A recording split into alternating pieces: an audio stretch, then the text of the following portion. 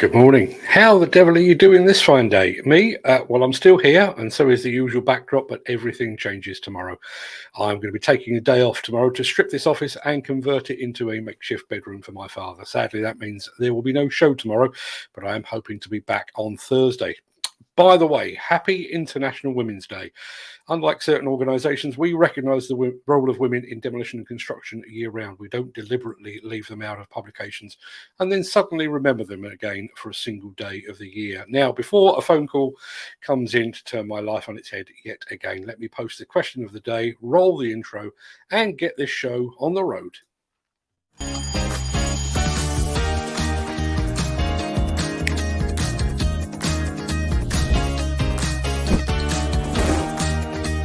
Welcome to the Breakfast Show. I'm your host, Mark Anthony.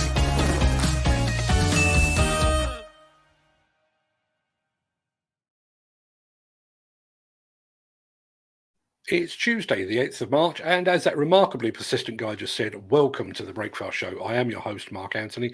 In today's show, the initial announcement from the Competition and Markets Authority has landed with a disappointing plop. Brown & Mason looks further afield. A crane demolition doesn't go according to plan, and it's time to chill out with some icy demolition. We'll get to all of that in just a second. But first, let's see who among the rich and the shameless will be celebrating a birthday on this day of days. Happy birthday!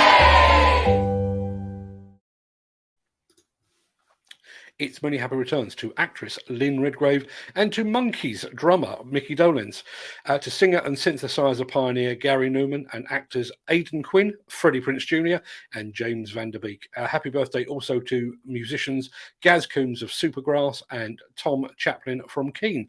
But far more importantly, happy birthday to tattoo artist and human canvas, the gorgeous but just a little bit scary Kat Von D. Many happy returns to them, one and all.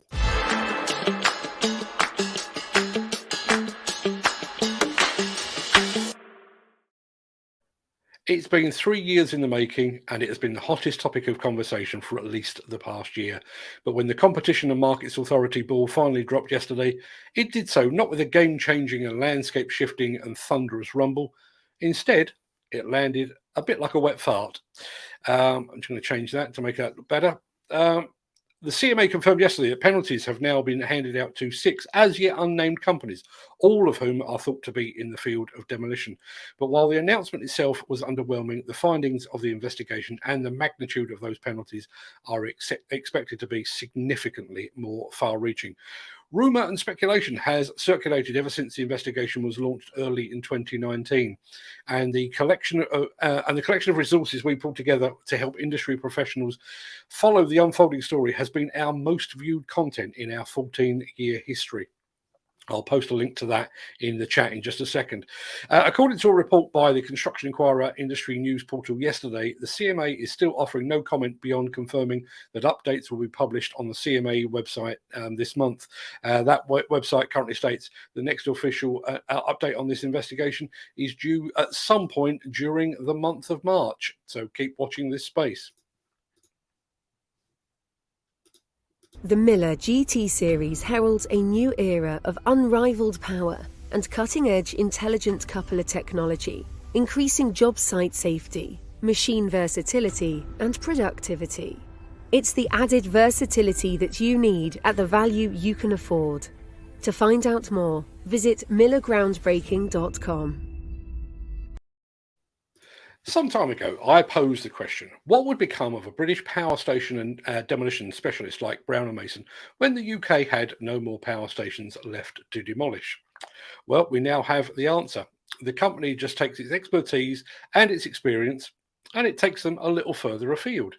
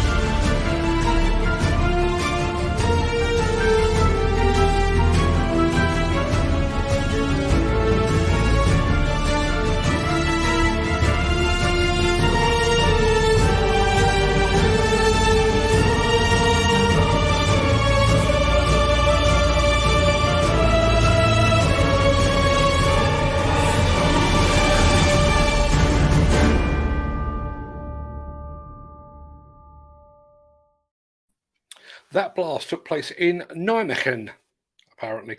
That apparently, as I'm reliably informed, is the oldest city in the Netherlands. So congratulations to Brown and Mason on a job predictably well done.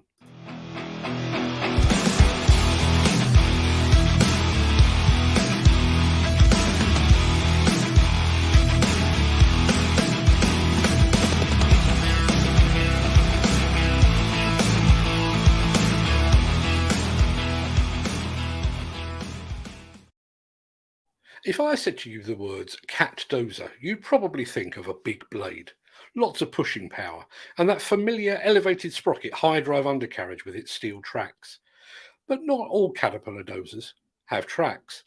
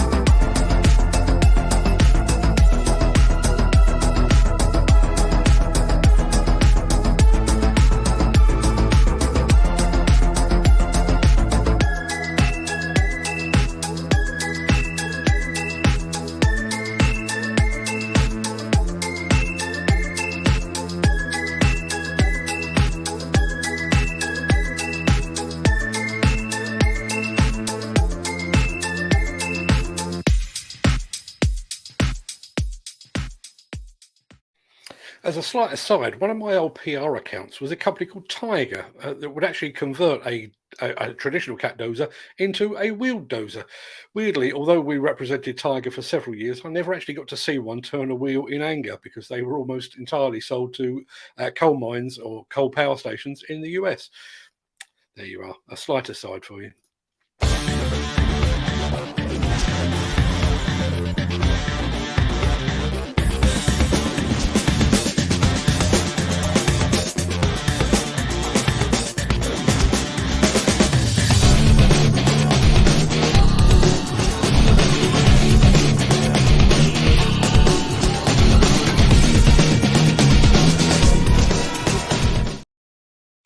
You know that expression, what goes up must come down? Well, it's a phrase that certainly applies in the field of demolition, and it applies also when you construct something made entirely from thousands of tons of ice.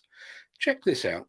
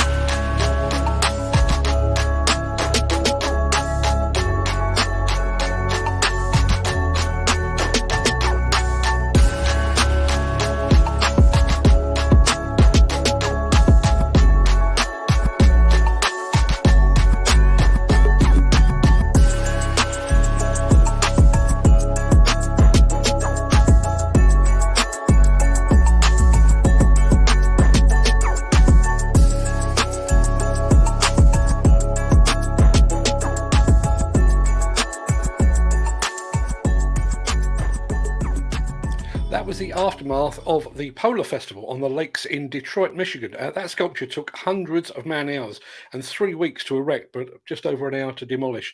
The ice will now be moved to the lake and allowed to thaw, or possibly used in a really, really big gin and tonic. Just as a slight aside, I've just seen Nick Drew in the chat. Oddly enough, that's ice coming down. Nick Drew's Diggerman blog yesterday featured an article on construction equipment being used to actually do ice sculptures. So go and take a look at that. We'll be coming back to Nick in the chat because he's just mentioned Tiger dozers as well. Axsoft and Svantec are your high-end partners for noise, vibration, dust and air quality systems, sensors and software. To find out more, visit axsoft.co.uk or call 01234 639 550. The job of an explosive engineer is a bit like the job of a football goalkeeper. Nobody really pays you very much attention until something goes wrong. And it appears that something certainly went wrong on this project to fell a huge crane. Egg on face all round, I would suggest.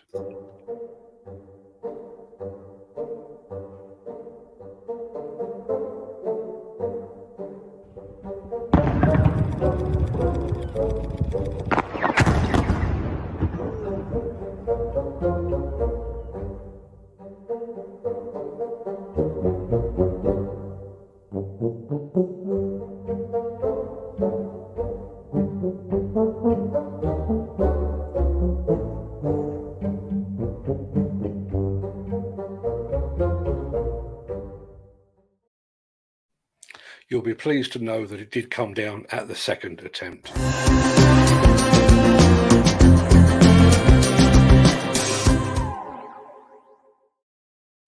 Now, demolition contractors within easy reach of Oxford, lend me your ears, because this one is for you.